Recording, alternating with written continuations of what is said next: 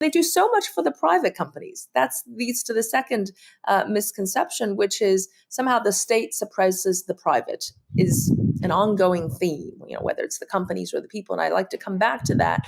But it's really quite the opposite. I mean, sure, you have instances and anecdotes everywhere of unfair ways. But by and large, the local governments are very incentivized to help out productive companies. Why? Because they earn them quite a bit of they provide benefits for the local governments in the sense they bring in investment, they create jobs.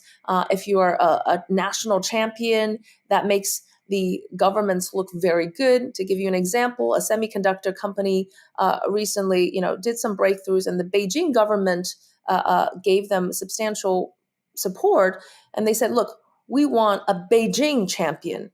They didn't say, "We want a Chinese champion coming out of this. We want a Beijing champion."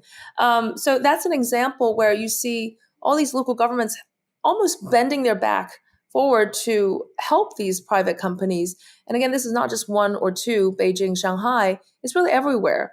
Some of the major technology companies come from cities your audience probably have never heard of. Hefei, for instance, has come up with the best quantum companies, and the EV company is NEO, and their headquarters is there. So that there is a big drive to help the private companies, which is a deep misunderstanding as well. And lastly, I'd say that, again, I really want to focus on the theme between the people and the state, because I think there are many other misunderstandings, but this really runs deep.